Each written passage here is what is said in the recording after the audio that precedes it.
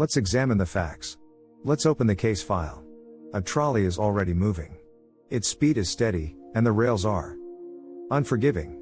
At first, nothing looks wrong. Then the brakes fail. No warning light. No second chance. The driver looks up and counts bodies. 5 workers on the main track.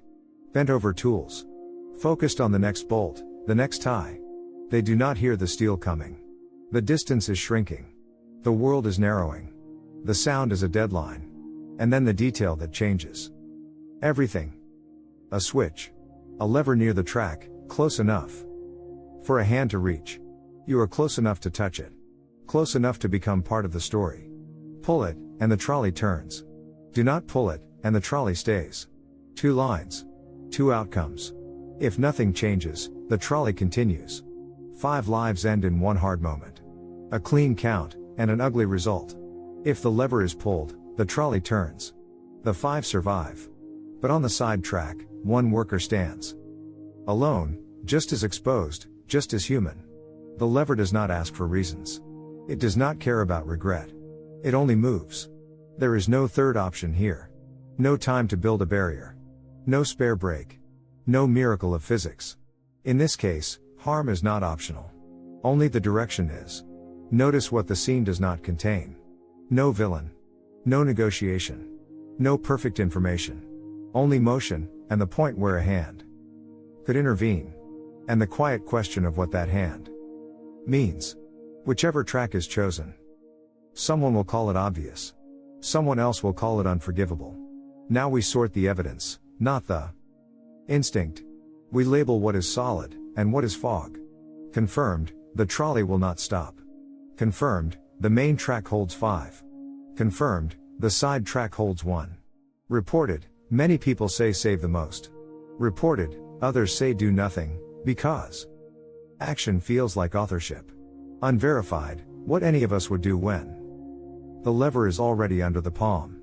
Unverified, whether fear freezes the hand. Unverified, whether the switch will jam. Or whether the trolley will jump the rail. This is where the case turns cold. Doing nothing still leads to death. But doing something feels like choosing the victim. Some call it simple arithmetic. 1 death is smaller than 5. Others call it a stain. Not because 5 is acceptable, but because touching the lever feels like writing the obituary yourself. And the mind notices a strange detail. The same outcome can feel different, depending on how it happens. A second file sits on the same desk. 5 patients need transplants. 5 organs, 5 deadlines. 1 healthy stranger walks into the city. If that person is sacrificed, the 5 can live. Most of us recoil. The numbers match the trolley. The method does not. So the question shifts. Is the wrongness in the outcome? Or in the act that makes it happen? And what is missing from our first scene? We do not know the workers' ages. We do not know their histories. We do not know their families. We do not know the last second when someone might step aside. The case refuses to be clean. Reality rarely is. To name the problem is not to solve it. But names help us keep our notes clean. This is called the trolley problem. It asks whether it is permitted to harm one person to prevent greater harm to others. One tradition watches totals. If fewer die, the choice looks better.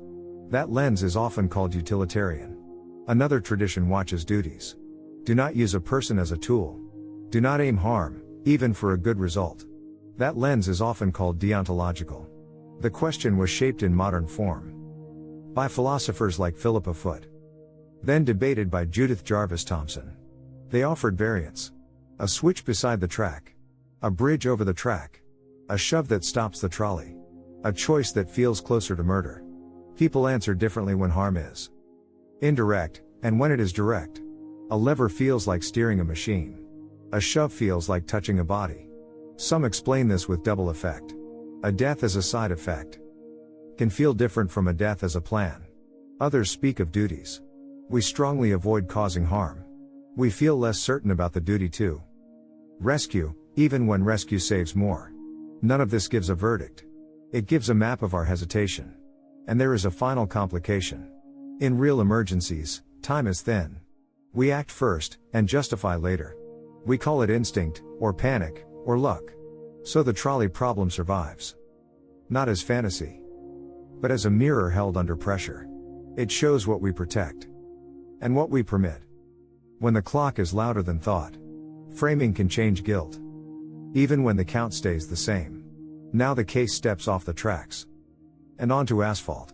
Self-driving cars promise calm hands. But calm hands must still follow rules written before the crash begins. If a human is driving, the moment is chaos. A jerk of the wheel. A late brake. A mistake, then an apology. But a machine does not panic. It chooses, fast. So the choice must be decided in advance. By designers who will not be in the crash. Picture a vehicle pushed by impact. 2 lanes ahead. 2 riders. One wears a helmet, one does not. A collision is unavoidable. Turning toward the helmet may save a life. Turning away may reward risk. The safer rider becomes the safer target. Fairness bends in a strange direction. Then another scene. A bridge. Pedestrians in the path. The car can stay straight. Or swerve and fall, killing its passenger. Save several strangers. Or sacrifice the person inside. It sounds noble on paper. It sounds terrifying in a showroom. Many people want a fair car. Few want a car that chooses suicide. Manufacturers hear that fear. So does the market. So does the silent math of sales. We can test 2 hypotheses. Hypothesis A, the system minimizes total deaths, even if the passenger pays. Hypothesis B, the system protects the occupant, because buyers expect shelter. Alternate explanation, the training data and evaluation metrics create a statistical bias that looks like morality. None of these lines are clean. They are just lines. And someone must decide where they go. Before sensors blink and glass breaks. Researchers have tried to listen without preaching.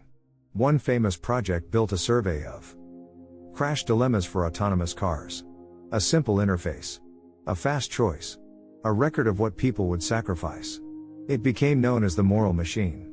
Responses arrived from across the world. Tens of millions of decisions. And a smaller group who shared details about age, income, and background. The scenarios were varied on purpose. Passenger or pedestrian. One person or many. Old or young. Someone following the rules. Or someone breaking them. Patterns appeared. Humans are often saved over animals. Many are often saved over few. The young are often saved over the old. Rules also matter. Some respondents spare those who obey signals and punish those who cross on red. In safer, wealthier countries, the lawbreaker is judged harshly. In places shaped by inequality, the answers can shift. Homeless figures, criminals, outsiders are spared less often. Not always from cruelty. Sometimes from what a society has learned to expect. We should treat these patterns carefully. A vote is not a principle. A preference is not a law. A survey is not a collision. The screen offers time to think. The road does not. Even the machine sees through fog. Sensors miss. Weather lies. Models estimate, not know. So we are not only choosing outcomes. We are choosing rules under probability. Fairness, trust, and safety pull apart. Public good and personal fear do the same. The case does not end with who dies. It continues with who gets to decide. So we return to the quiet desk. A thought experiment became a design document. Not because philosophers won, but because machines do not hesitate. Yet hesitation is sometimes the point. It is the pause where we notice what we are trading away. The trolley problem asks one question. Autonomy multiplies it. If a car must choose, should it count lives like arithmetic? Or respect a boundary it will not cross? Should it treat lawbreakers differently? Or remain blind to blame? Should it protect the passenger who consented to ride? Or the stranger who never agreed to be part of the test? And how much certainty is enough? A sensor can be wrong. A prediction can drift. An avoidable crash can become inevitable. In half a second. A rule that sounds moral in daylight may feel brutal at night. A rule that feels safe for the buyer may feel unfair to the pedestrian. We also hide behind language. We say the system decided. As if no one wrote the rule. As if no one chose the weights. The labels, the threshold for breaking. In practice, someone always decides. The engineer. The company. The regulator. The community that accepts the risk. This is why the case stays open. Not to chase a perfect answer, but to keep the question visible. Write your rule in one sentence. Keep it simple enough to code. And honest enough to live with. In the comments, tell me what your system would do, and why. Not a verdict. Just a policy. We will file it with the evidence. And leave the conclusion unsaid. Keep it quiet. Keep it human.